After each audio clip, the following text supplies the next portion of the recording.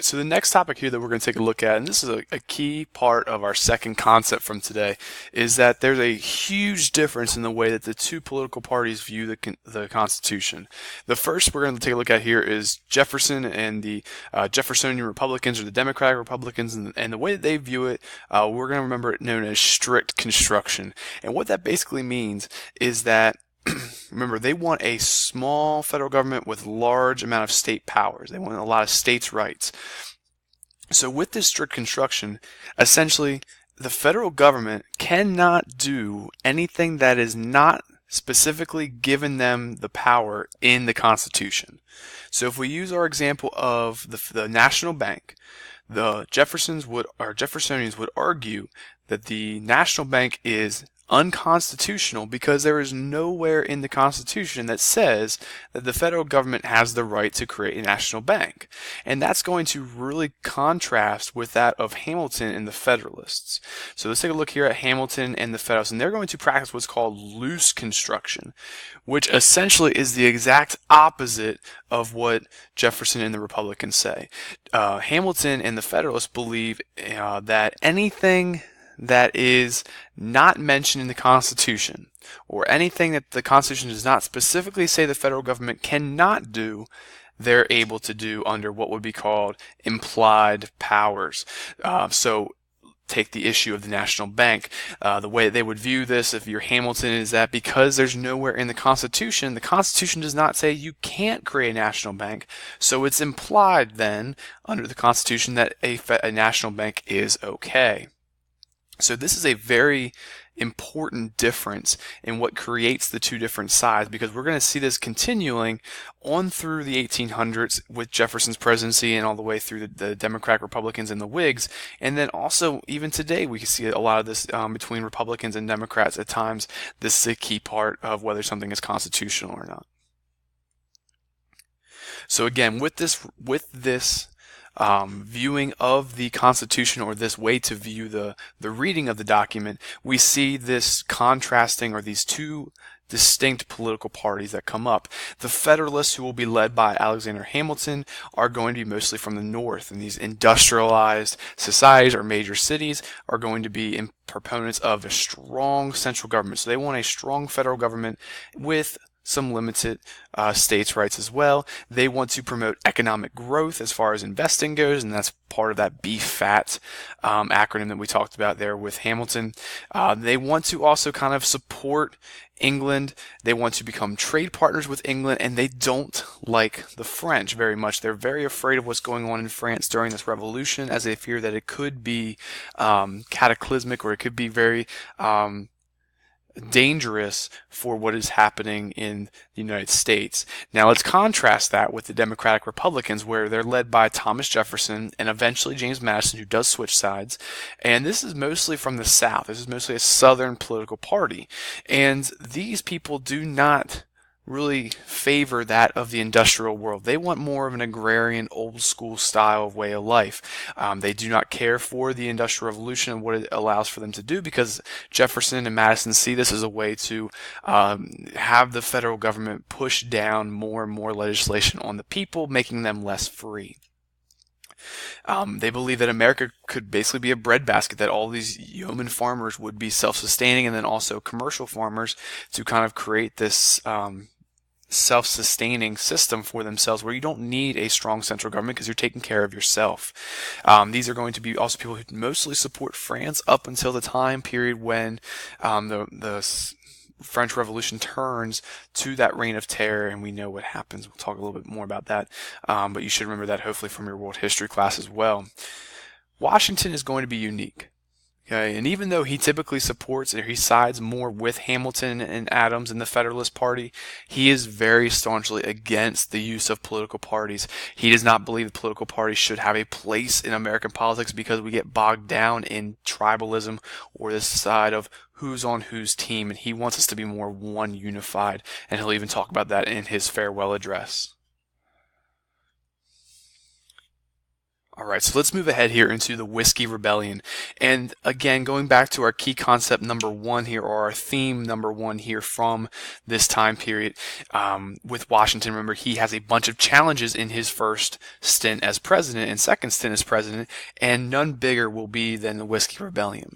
Now remember, the problem is going to arise when Alexander Hamilton, and a way to raise revenue for the federal government, is going to put a tax on whiskey. And if you are somebody who grows grain that is used in whiskey, or if you're a distiller of whiskey or any kind of seller or trader of whiskey, this does not sit well with you, because you need to make that whiskey or at a low cost, that way you can maximize your profits. So if they're taxing your profits, that hinders your ability to make profit. And what we're going to see is that this group of farmers from southwestern Pennsylvania are going to rebel against the tax, very much similar to how we saw the Sons of Liberty prior to the American Revolution. They're going to use a lot of the French terms of liberty, equality, and fraternity to inspire their revolt. They believe that the federal government should not have the right to make you pay a tax to settle debt from somebody that you've never met, somebody from New York, maybe an investor from New York. You should not have to pay their taxes. Remember, the federal government assumed all the state's taxes. Washington is going to use his military prowess, or his background, and he's going to stomp this rebellion very quickly. He knows that if he wants his constitution to succeed, or this new government to succeed, that they cannot have a group of the population protesting and fighting every single time a piece of legislation is passed that they don't like. So unlike in Shays' Rebellion that we've already talked about in the Articles of Confederation, the Whiskey Rebellion is going to be ended by the militia and the national government to prove that the national government does have the right to taxation, and if you don't like the tax, you cannot just openly rebel violently. And here, very briefly, we're going to take a look here at the French Revolution. Again, this is something that we should have learned about in ninth grade, but just to kind of put it back in context here with what's happening in the United States, remember that after the American Revolution, the French, who had aided us in defeating the British, they see this as a way to kind of push for the same democratic principles and Enlightenment principles that were passed through in the American Revolution from Locke, from Montesquieu, from Rousseau. And a lot of Americans supported what was happening in France because they believed, very similar, that there should not be one king with divine right governing how you live on a day-to-day basis. Some of the Federalists, though, were very skeptical of what seemed to be known as mobocracy, or a ruling by the majority where you take away the rights of the minority. However, Thomas Jefferson, who was Secretary of State at the time under Washington, is going to travel to France very often, and he pushes to try to help the French Revolution and get rid of the crown, because he wants to help make a democratic republic system of government work for the French as well. However, this is going to change, or the favorability of the French is going to change around 1793, when the Reign of Terror begins with the death of Marie Antoinette and King Louis XVI at the hands of the guillotine.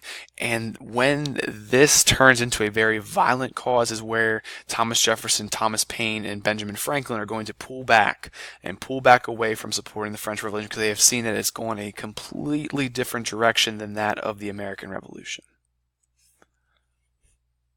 So while France is going through their revolutionary stages and transitioning away from the crown to a more democratic form of government, they are still going to be at war's end in Europe with Britain.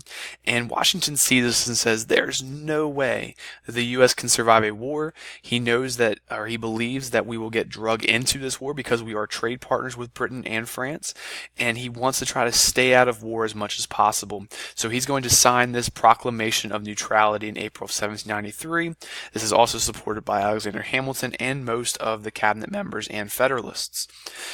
He believes that we need peace within the United States. We cannot be getting mangled in foreign affairs.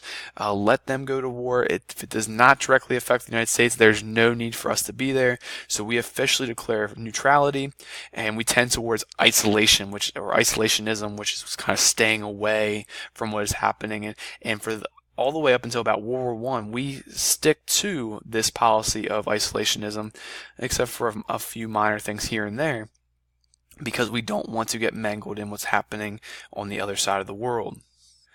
if you remember back to when we talked about the beginning of the PowerPoint, we mentioned that there was a whole heck of a lot of problems that were arising here with this new nation, and they were not just militarily or so, but they were also economic, military, social, and so forth. And here is where it all kind of bleeds together. Now remember, England is not completely out of North America. They still control Canada as a colony, and they're going to want to use that colony as a buffer nation for fur trading, so they can still continue to make profits for their crown, and they want to help with the Native Americans to kind of again be a thorn in the side of the colonists, or I'm sorry, of the Americans, as a way to kind of limit their economic ability and their ability to move westward. And this is where the start of the War of 1812 can really be found. That during this time period, the British did everything that they could to really hinder the United States' ability to trade and to make economic profitability. That goes for as far as cutting off certain parts of the Caribbean that we were trading with, whether that is impressing or imprisoning American sailors. Impressing meaning that they were forcing them to fight in the British Navy, or obviously imprisoning means just capturing them, making them a prisoner of war or a prisoner of non-war. And this urges, or many Americans are going to argue, that we need to go to war because this is an act of war and an act of aggression that needs to be stopped. However, Hamilton sees what he believes to be a bigger picture, where he wants peace to promote economic trade and to continue to kind of work and formulate to be more like England, and he wants to try to make sure we do not go to another war, and Washington kind of sides with this way as well because he believes we're not ready for another war. Outside of the British outside of the British Empire, we're also having positive and negative impacts with the Native Americans, and we can see that here with the Treaty of Greenville. And remember, I talked about how with the Northwest Ordinance and states wanting to move westward, and Americans want to get out of that urban style of living where disease and overpopulation are happening. They're moving out to the backwoods of places like Ohio, Kentucky, and Tennessee. And with this Treaty of Greenville is a signed agreement with the Native American groups of that period, or of that area, that basically we, in exchange for money, we are recognized that we're able to stay there, and without the hindrance or the conflict of the Native Americans getting in the way of Americans moving westward. Getting back into with the British here, we see that John Jay, Chief Justice John Jay, is going to try to make strides to try to end that impressment and imprisonment of American sailors and embargoes and so forth that are making trade very hard for the American merchants. And he's going to come up with a treaty known as Jay's Treaty. And in this treaty, the British do not do much. They do agree to pay for the seizure of ships. They do agree that they will refuse to stop future impressments, even though they do not hold true to that, as we'll see with the War of 1812. They agree to stop selling arms to the Native Americans, or stop selling weapons to weaponize them against the United States. And they also got the U.S. to commit to repaying all the debt. Now that's important because this is where you start to see a lot of differences between the way the Federalists viewed this versus the way the Democratic Republicans view this. Remember, the Democratic Republicans are primarily from the southern states, and they see this as a way to basically make them pay for all the debt that the North is acquiring, because they are the ones trading, they are the ones losing ships, they are the ones losing materials, and they do not feel that it is right for them to have to pay for it. So we start to see a lot of friction here between the South because of these debts, while the North is getting their ships back, and they're basically kind of neutralizing the debt across the board. We'll also see here that Spain is also getting in on the treaty business. Spain at this point basically controls parts of the southern what is present-day southern United States, where Alabama, Mississippi, Florida are, and they are looking to make sure that we do not create an alliance with Great Britain, because they do not believe that they'll get forced out of the New World if they do that. So they're trying to be nice to us, and they're trying to give us everything that we want. So they give us access to the Mississippi River. They agree to give us a strict border with the Florida and United States, and the ability to use New Orleans as a cargo transfer, or basically a trading dock. So this is a way to kind of expand the trade that's happening here for the United States, and it's a good economic boost for them as well.